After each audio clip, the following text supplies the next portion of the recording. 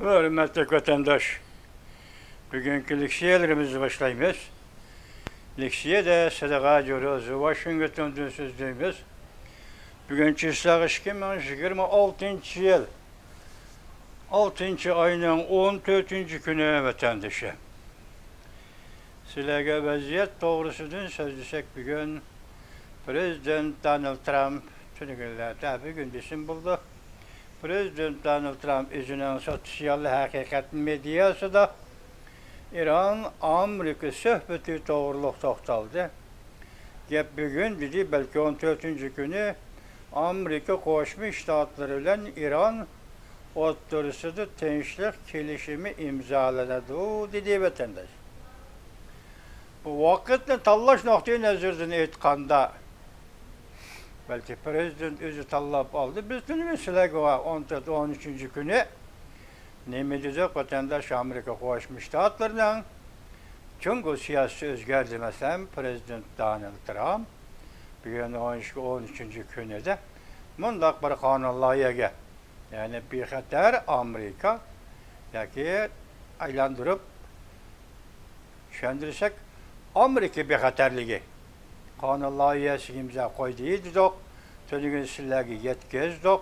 Yani toluq tahlil qilmasak mı o cür böcürügüce növbetki Amerika çünkü oturuşki münasibetle muşa kanunlayıgada oturuğu çıkıvatqanlığını sizlerge şendirdik vatandaşım. Tönügün şunundan eytqandı meyli 12, meyli 13. günü olsun bugün 14, muşu 3 gün arlığa sizlerge Tayvan siyasetdeki qandaq özgürlüşünü yani 180 grad özgürlüşünü eğiz gelip öttük. Onundaki İran bile Amerika oturusundaki münasebet kelişim imzalaydı. Tinchlik kelişimi imzalaydı. Bugün bu yetip geldi vatandaş. Bugün bu yetip geldi demek. Vaktin ciddiliğinin esiniz 3 mesele. Tayvan'a qandaq muamele qilish. Tayvan doğrusu nime deyiş. Yeniden bir çıkan isimli sizlerge ettik. Tayvan bazı uruş, tayyorlik qilish, iskilat kuruş. Bu yenisi vatandaş siyaseti yeni ibare. Yeni ibare. Tayvan şundaq ketdi ama benimizden tünüge söz degende Tayvan doğrusuzmuş 3 gün içinde 3 qatım söz hukum ibaresi oturuq çıktı dedi vatandaş. Ondan keyin en katta bir makaleni yoki tahlil asosida yozilgan bir xabarni mesela bexatar Amerika yoki Amerika bexatarligi Prezident Donald Trump'ning imzo qo'yganligini topshirdik sizga vatandaş. Bu katta gap, bu bir katta gap. Biz başına ahırını dep kelyapmiz. Mesela burunqida ko'ni zamonning usullari tugadi. Ko'ni zamonning usullari tugadi. Mesela nima aeroplan bilan qo'rishavg'ilish, omad bilan qo'rishavg'ilish tugadi. Yani başka usullar bilan qo'rishav tugadi. O kunlar tugadi hozir. Qandaq keldi? Bir energiya bilan kanayni bo'g'ish. Energiya bilan kanayni bo'g'ish. Demak, bugun İran Amerika tinchlik kelishimi imzolandi degan gap İrandagi majrami oxirlashdi degan gap. İrandagi majrami oxirlashdi degan gap. Shundaqla Hormuz bo'g'zidan qatnash vositalarini qo'yib o'tadi, echib o'tadi butun davlatlarga degan gap. Chunki ish tamom. İş tamam bo'ldi degan gap. Biz sizlarga dedik, Venezuela'nın ham nefti Jungo'nun bozorını ta'minladi dedik. İran'ın ham nefti 90% etrafında Jungo yetib keldi. Sen de onda nefet ayırış, zavodi da ayrıldı, tasqaladı dedi. Demek iki noktadaki mühim noktadaki enerjiya meselesi Jungo kelib taqal dedik. Onundaki Malakka boğazı Amerika Koşmuş Ştatları ile Endonezya oturusunda rejim yani başkuruş hukuku asığı elindeydi dedik vatandaş. Nime kaldı? Biz onu oylap bakın. Vatandaş, biz onu oylap bakın. Yani ucur bucurdaki söz işimiz gerekti yani nime kaldı? Şunun olan tünüge 13.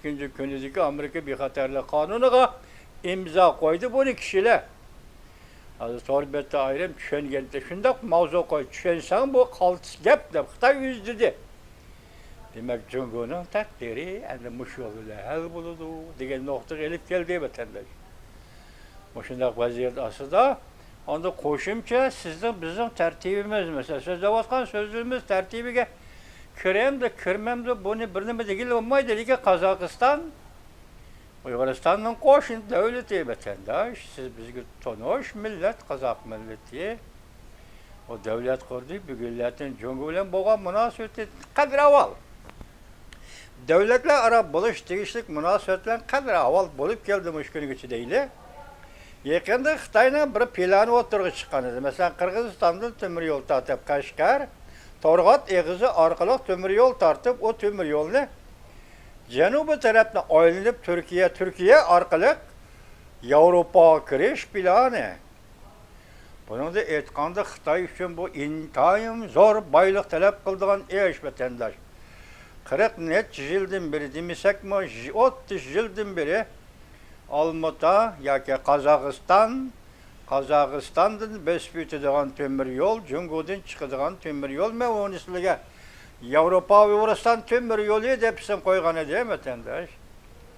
Yevropa va Uyg'uriston temir yo'li deb hozir qaraganda men demoqchi bo'lganim bir xabar keldi. To'liq ko'rolmadim, ikki jumla, uch jumla anglab boqdim. Qozog'iston bilan Xitoy o'rtasida kichikgina so'g'oq munosabat paydo bo'ldi deydi vatandosh. Sababi sen temir yo'lni janub bilan eketding, shimolni tashlab etding degan mushu masala ekan. Onda ikkinchi bo'lib ko'tarib chiqqan masala hamda bu so'z ko'rmaslik ekan. Xitoyni ko'tarib chiqdi, o'tirg'i chiqmadi, buni yezib yo'q torbat qilib bir chiqmadi. Ay tahlil qilayotgan odam shundaq da'vatida ikkinchi so'z ko'rmaslik ekan. U nima desangiz, yaqinda Amerika Qo'shma Shtatlari prezidenti Donald Trump O'rta Sharq urushi mesela Hamas bilan Isroiliya urushi oxirlashgandan keyin O'rta Sharq tinchlik komiteti qurish chaqiriqini o'tirib qo'ydi. Bunga mening bilishimcha agar xatolashmasam 40 dan ortiq davlat qatnashdi O'rta Sharq tinchlik komitetiga. Shu qatorda Qozog'iston ham O'rta Sharq tinchlik komitetiga qatnashdi. Xabarga qaraganda buningda Jungo Kompartiyasi ranjibdi vatandosh. Norozi bo'libdi ko'ring, ammo Qozog'iston mustaqil davlat, u nima qilaman deyish, o'zining tashqi siyosati, o'zining tashqi siyosati bilan ishlaydi u.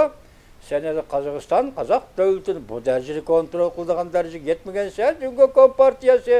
Men bu ishdan hayron qoldim, shu sababdan hozir Qozog'iston bilan Xitoy o'rtasida so'qchilik paydo bo'ldi degan gapni anglab qoldim, vatandosh.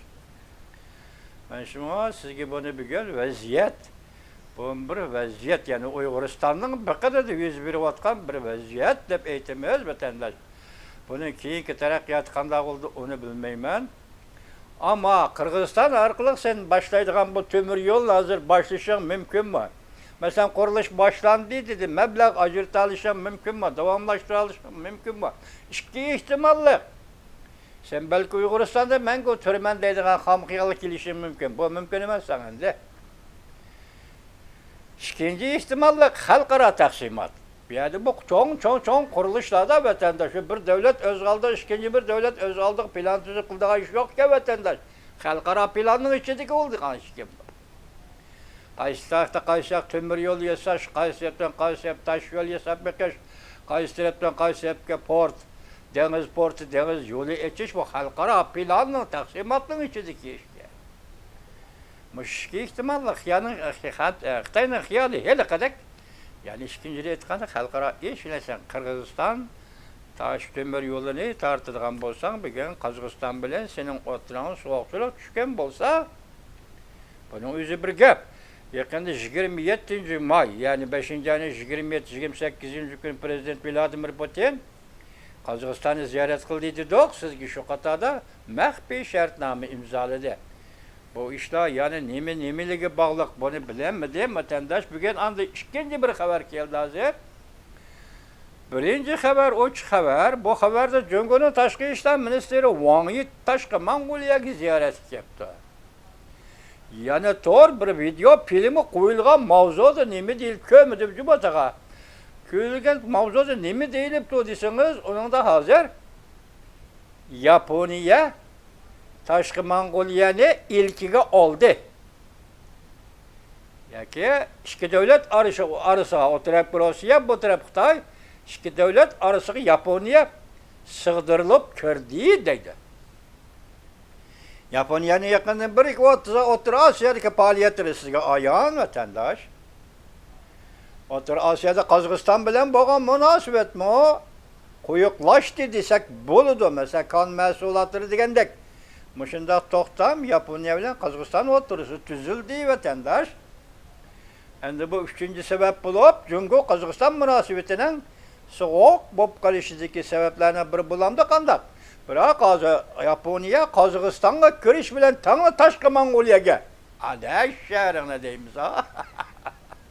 Vatandaşım, eğer Yaponiya taşkı Mongoliyaga muvaffakiyetli kaldı kirer ise, taşkı Mongoliya bilen bolgan münasebetini, Otur Asya bilen bolgan münasebet bilen birleştirer ise, Yaponiya taşkı Mongoliyaga kirer ise, gep benim müşahede hazır kirdi deydi.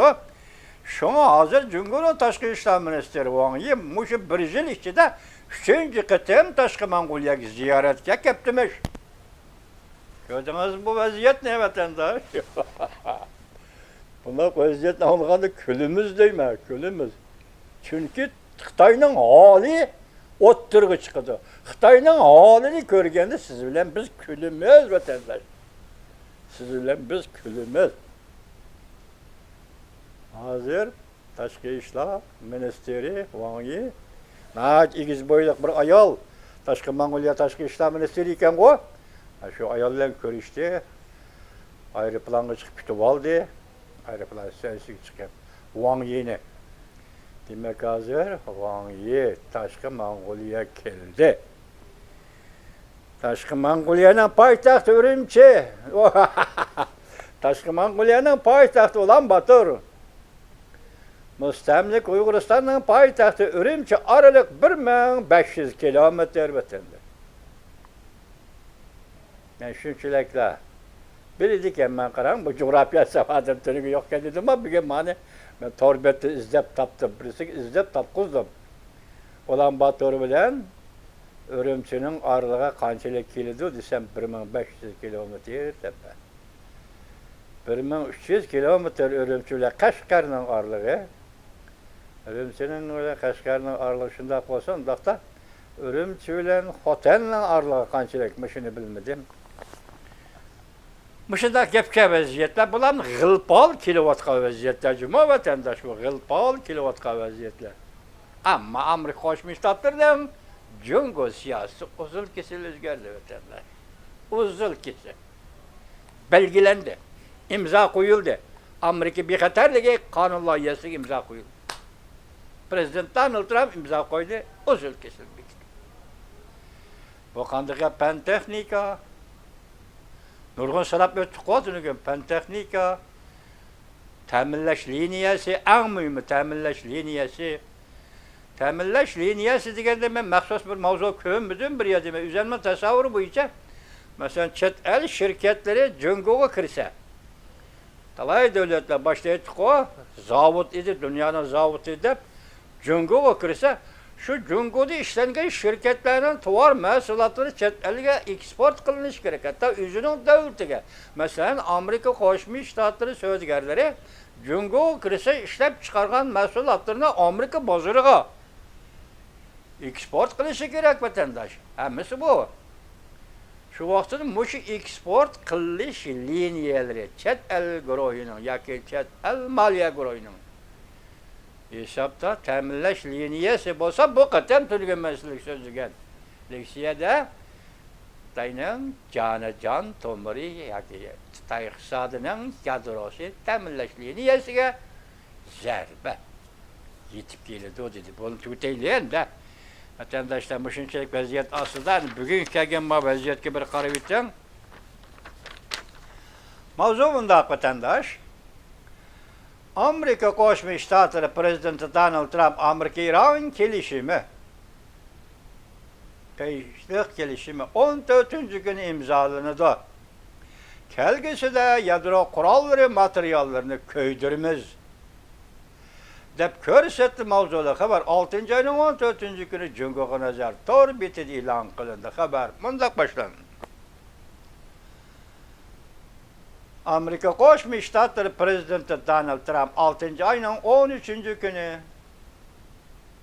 sotsial haqiqat mediasida İran bilan Amerikaning 6-oyning 14-kuni rasmiy tinchlik kelishimi imzolaydiganligini e'tirof qildi. Prezident Donald Trump yozma fikrida sobiq prezident Obamaning ilgari so'ragan birlashma umumyuzlik harakat plani. Bu kelishim İran bilan Amerika o'rtasida tuzilgan bu kelishim İranning yadro qurollariga erishishiga yo'l tuzlab bergan kelishim deb tanqid qildi. Prezident Donald Trump bunday ko'rsatdi: agar shu vaqtdagi kelishim bo'yicha taraqqiy qildiriladigan bo'lsa, İran bundan 6 yil burunla yadro qurollariga erishgan bo'ladi dedi.